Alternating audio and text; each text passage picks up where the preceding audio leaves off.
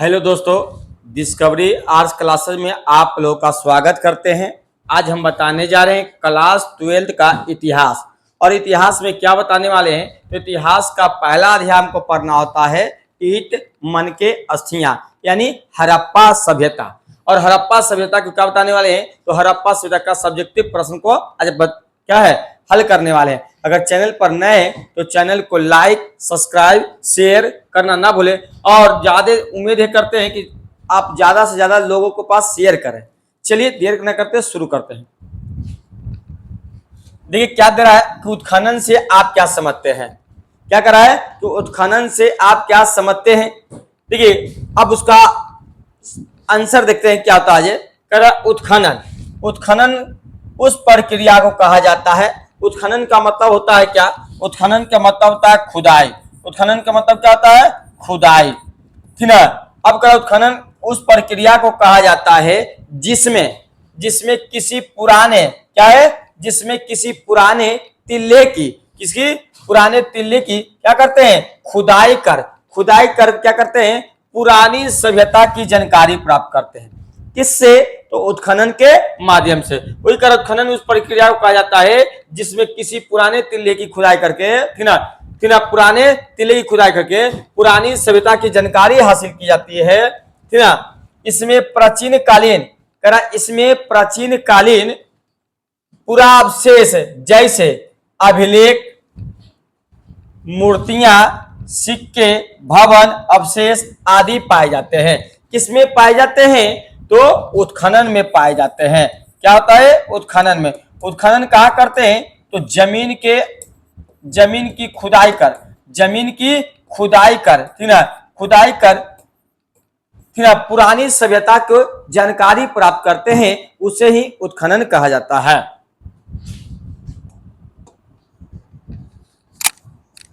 चलिए अगले प्रश्न देखते हैं। चलिए 2 नंबर प्रश्न देखिए क्या करा कि पुरातत्व से आप क्या समझते हैं। करा कि पुरातत्व से आप क्या समझते हैं। तो देखिए पुरातत्व जो होता है ना, पुरातत्व से आप क्या समझते हैं, प्रश्न यही है। चलिए इसका आंसर देखते हैं। करा वह विज्ञान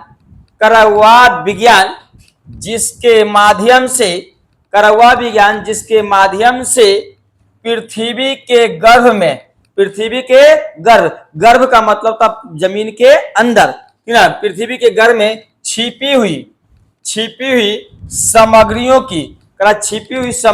की खुदाई कर अतीत का मतलब होता है पुराना।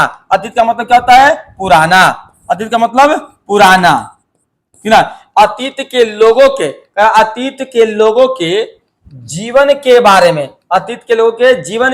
में जानकारी प्राप्त करना जानकारी प्राप्त करना पुरातत्व कहलाता है। क्या कहलाता है पुरातत्व कहलाता है। अब करा है किसी भी सभ्यता के इतिहास को जानने के लिए पुरातत्व एक महत्वपूर्ण विश्वसनीय स्रोत होता है। अब कह रहा है कि इतिहास को जानने के लिए कौन अच्छी स्रोत होता है तो पुरातत्व होता है। क्या होता है पुरातत्व होता है, ठीक ना। क्या होता है विश्वसनीय स्रोत होता है। जैसे हड़प्पा सभ्यता का ज्ञान। अब कह रहा है कि हड़प्पा सभ्यता का ज्ञान पुरातत्व पर ही आधारित है। अब कह रहा है कि पुरातत्व के माध्यम से हड़प्पा सभ्यता का ज्ञान का जानकारी मिला था। अब कह रहा पुरातत्व की खोज। अब पूछ दे कि पुरातत्व की खोज कब हुआ था तो आप बताइएगा। पुरातत्व की खोज हुआ था 1861 में हुआ था। कब हुआ था 1861 में हुआ था। कौन किया था तो कनिंघम महोदय का पूरा नाम क्या है तो अलेक्जेंडर कनिंघम महोदय। अलेक्जेंडर कनिंघम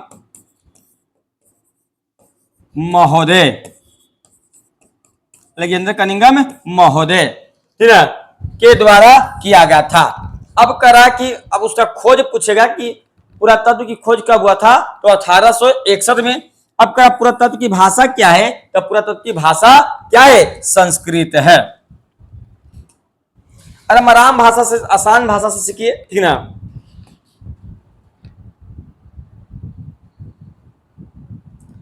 चलिए अब 3 नंबर प्रश्न को देखिए क्या कर रहा है।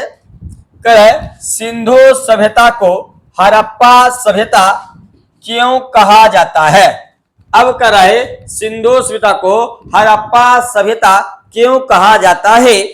तो नंबर 1 में दिया है सिंधु घाटी सभ्यता को। अब कह रहा सिंधु घाटी सभ्यता को हड़प्पा सभ्यता, कौन सभ्यता, तो हड़प्पा सभ्यता इसलिए कहा जाता है कौवा, क्योंकि हड़प्पा नामक, ठीक है, कह रहा इसलिए कहा जाता है क्योंकि हड़प्पा नामक स्थान पर ही 1921 ईस्वी में, कितना ईस्वी में, 1921 ईस्वी में, ठीक है, 1921 में दयाराम साहनी के द्वारा, किसके द्वारा, दयाराम साहनी के द्वारा, ठीक है, सिंधु घाटी सभ्यता का उत्खनन करवाया था।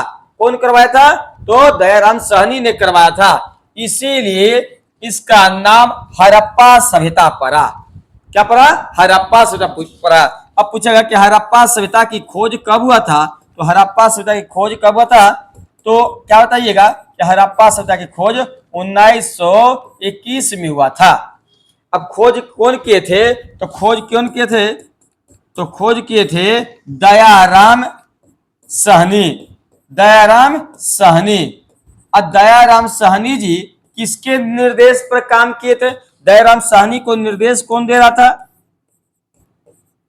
दयाराम साहनी को निर्देश कौन दे रहा था, तो कौन दे रहा था जी, सर जॉन मार्शल, कौन दे रहा था, सर जॉन मार्शल, ठीक ना, सर मार्शल के द्वारा क्या किया था, दयाराम साहनी को निर्देश दिया, और दयाराम साहनी ने क्या किया, 1921 में हड़प्पा सभ्यता की खोज किया। पूछ रहे हड़प्पा सभ्यता किस नदी के किनारे है, हड़प्पा सभ्यता किस नदी के किनारे, तो आप बताइएगा रावी नदी के किनारे। किस नदी के किनारे, रावी नदी के किनारे।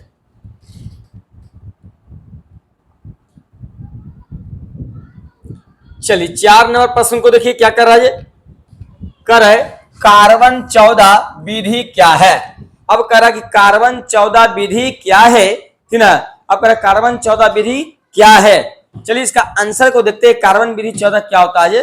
कह रहा है कि तिथि निर्धारण, क्या कर रहा है कि तिथि निर्धारण की वैज्ञानिक विधि को, कह रहा तिथि निर्धारण की वैज्ञानिक विधि को कार्बन 14 विधि कहा जाता है।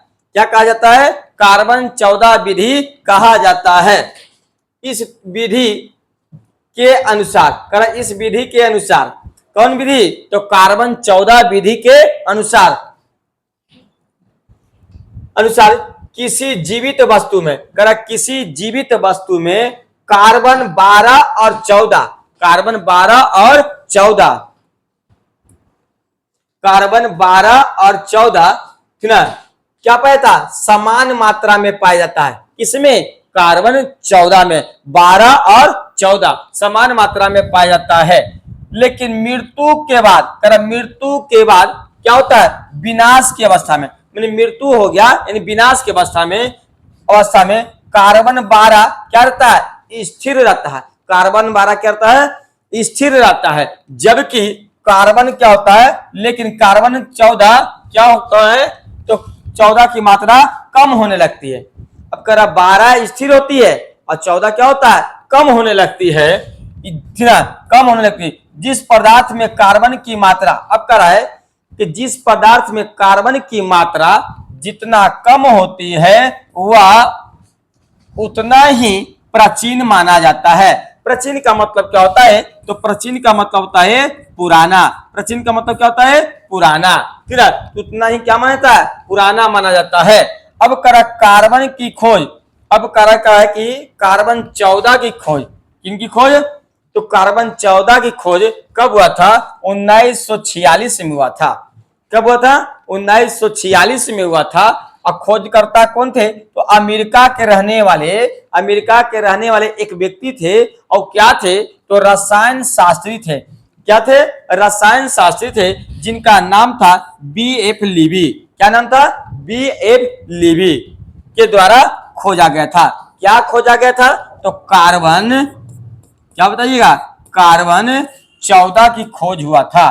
कार्बन 14 की कब हुआ खोज हुआ था, ठीक ना। कार्बन 14 की खोज, अब खोज पूछ देगा कार्बन 14 की खोज कब हुआ, तो आप बताइएगा 1946 में। किसके द्वारा हुआ था, तो अमेरिका के रहने वाले थे। अमेरिका के रहने वाले कौन थे, तो जिनका नाम था बी.एफ. लीबी। बी.एफ. लीबी के द्वारा। अब बी.एफ. लीबी क्या थे, तो ये रसायन शास्त्री थे। क्या थे, रसायन शास्त्री थे। रसायन शास्त्री थे, क्या थे, रसायन शास्त्री थे। कौन, तो बी.एफ. लीबी थे। और किस देश के रहने वाले थे, तो अमेरिका के रहने वाले थे। कहाँ के, अमेरिका के। खोज कब हुआ, 1946 में। किसका खोज हुआ, तो कार्बन 14 की खोज हुआ।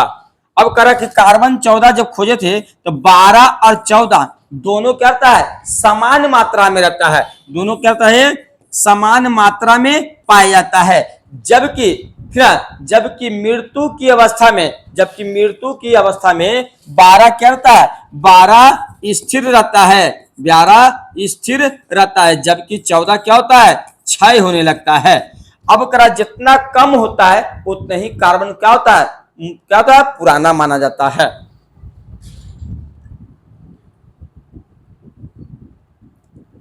चलिए 5 नंबर प्रश्न को देखिए, क्या करा है, कि सिंधु घाटी सभ्यता की जानकारी के स्रोतों का विवरण दीजिए। अब करा सिंधु घाटी सभ्यता के जानकारी के स्रोतों का विवरण दीजिए। अब का आंसर देखिए क्या होता, करा सिंधु घाटी सभ्यता की जानकारी के स्रोत निम्नलिखित है। क्या है, निम्नलिखित है। नंबर 1 में देखिएगा आवास दिया है, नंबर 2 में दिया है मृत भांड, तीसरा है आभूषण, और 4 में क्या दिया, औजार, और 5वां दिया मोहर। मृत भांड का मतलब होता है मिट्टी का बर्तन। चलिए ये आपका 2 नंबर में प्रश्न पूछेगा।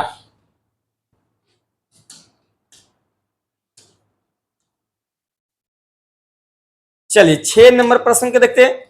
6 नंबर प्रश्न क्या करा है, हड़प्पा सभ्यता को, कि हड़प्पा सभ्यता को कांस युग की सभ्यता, हड़प्पा सभ्यता को कांस युग की सभ्यता क्यों कहा जाता है।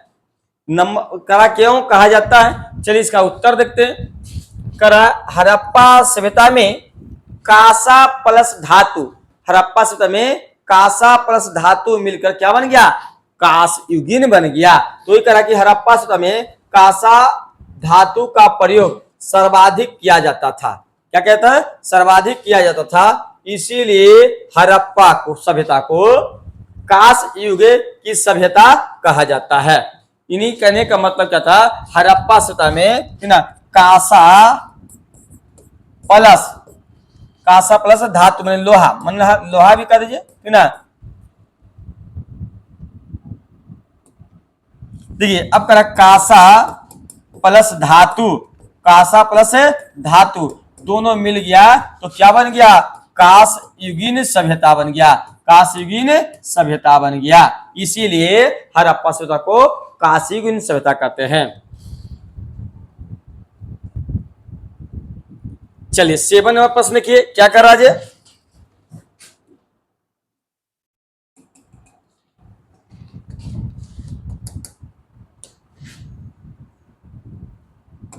चलिए 7 नंबर देखिए करा हड़प्पा सभ्यता के, हड़प्पा के 4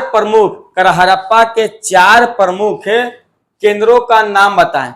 अब हड़प्पा सभ्यता के 4 प्रमुख केंद्रों का नाम पूछ रहा है, तो लिखिएगा हड़प्पा सभ्यता के प्रमुख केंद्रों का नाम क्या है, नाम इस प्रकार है। अब नाम पूछ रहा तो नाम ही दर्शाइएगा। तो पहला नाम है हड़प्पा, पहला क्या दिए हैं, हड़प्पा है। दूसरा है मोहनजोदारो, तीसरा है कालीबंगा, और 4 में दिया है लोथल। इतना लिख दीजिएगा, आपका 2 नंबर दे देगा। अब इसको जानकारी थोड़ा करते हैं कि हड़प्पा की खोज कब हुआ, तो हड़प्पा की खोज हुआ 1921 में हुआ था। मोहनजोदड़ो का खोज कब हुआ, तो 1922 में हुआ। कालीबंगा खोज कब हुआ, तो 1953 में हुआ। अब लोथल की खोज कब हुआ? तो 1957 में हुआ। आप वो बोल दे कि हड़प्पा सभ्यता वर्तमान समय में कहाँ है, तो अब क्या बताइएगा कि वर्तमान समय में पाकिस्तान में है। कहाँ है? पाकिस्तान में है। मोहनजोदड़ो कहाँ है? तो पाकिस्तान में है। कहाँ है? पाकिस्तान में है। अब करा कालीबंगा कहाँ है? तो कालीबंगा जो है राजस्थान में है। कहाँ है? राजस्थान में है। अब लोथल पूछ दे तो लोथल कहाँ है? तो गुजरात में है। कहाँ है? गुजरात में है। अब पूछ दे कि हड़प्पा किस नदी के किनारे है, तो नदी पूछ देगा तो नदी को भी दर्शा दिए। नदी जो है रावी नदी है, ठीक ना। मोहनजोदड़ो कहाँ है? सिंध नदी। कौन नदी? सिंध नदी। अब करा कालीबंगा किस नदी किनारे? तो कालीबंगा जो है घग्गर नदी किनारे। कौन नदी? घग्गर नदी किनारे है, ठीक ना। अब लोथल पूछे लोथल क्या किस नदी किनारे? तो भोगवा नदी किनारे है। भोगवा, ठीक ना। कौन नदी? तो भोगवा। अब बताइए कि इतना बढ़िया से लिख लीजिएगा तो आराम से नंबर। ये पहला करा हड़प्पा, तो हड़प्पा की खोज कब हुआ? 1921 में हुआ। अब करा कहाँ इसलिए? तो पाकिस्तान में है। किस नदी के किनारे है? तो नदी कौन बताइएगा? रावी नदी के किनारे है। कहेगा मोहनजोदड़ो, तो मोहनजोदड़ो खोज कब हुआ? तो मोहनजोदड़ो खोज हुआ था 1922 में हुआ था। अब कहता कहाँ है? तो पाकिस्तान में है। किस नदी किनारे? तो सिंध नदी के किनारे। अब करा कालीबंगा, तो कालीबंगा की खोज कब हुआ? तो 1953 में हुआ। अब करा कालीबंगा है कहाँ? तो राजस्थान में, ठीक ना। किस नदी किनारे? घग्गर या सरस्वती नदी के किनारे। अब करा लोथल, तो लोथल कहाँ पड़ता है? लोथल की खोज कब हुआ? तो 1957 में, लेकिन पिछली बार दिया था, अब 1955 दिया था, ठीक ना। तो लोथल की खोज 1957 में। किस राज्य में? तो गुजरात में है। किस नदी किनारे? तो भोगवा नदी के किनारे है, ठीक ना।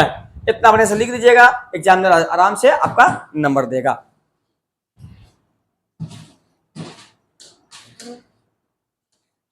चलिए अगले प्रश्न देखिए। अगला दे रहा है कि मोहनजोदड़ो से आप क्या समझते हैं। अब थोड़ा समझ लीजिए। मोहनजोदड़ो का अर्थ जो होता है, मोहनजोदड़ो का अर्थ होता है मृतकों का तिल्हा। क्या होता है? मृतकों का तिल्हा। मृतकों का तिल्हा।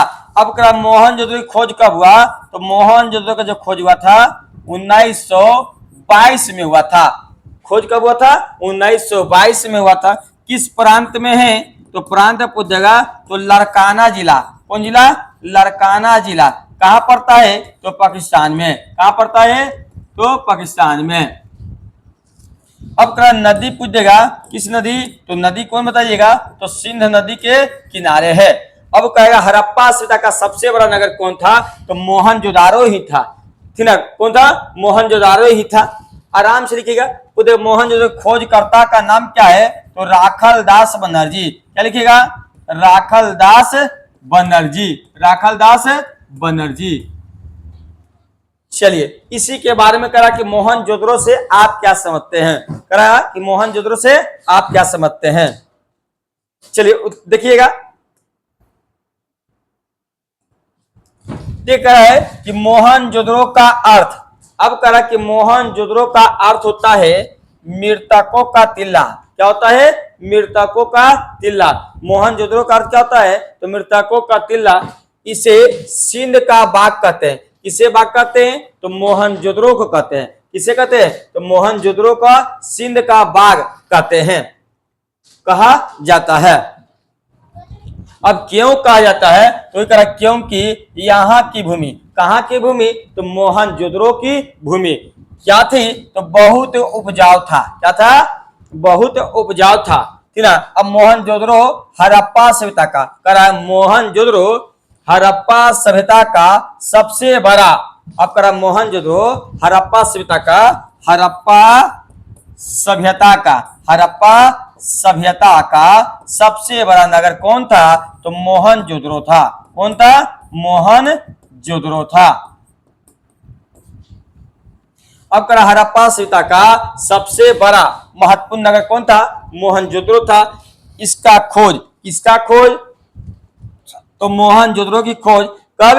1922 में। खोज कौन किया था?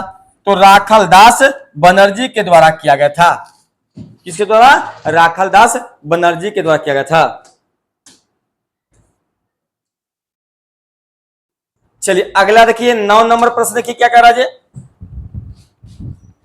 9 नंबर कर रहा है सिंधु घाटी सभ्यता के, कह रहा सिंधु घाटी सभ्यता के समकालीन, कह रहा सिंधु घाटी सभ्यता के समकालीन 2 सभ्यताओं का नाम पूछ रहा है। क्या पूछ रहा है? कि 2 सभ्यताओं का नाम है। तो लिखिएगा सिंधु घाटी सभ्यता के समकालीन 2 सभ्यता क्या है? निम्नलिखित है।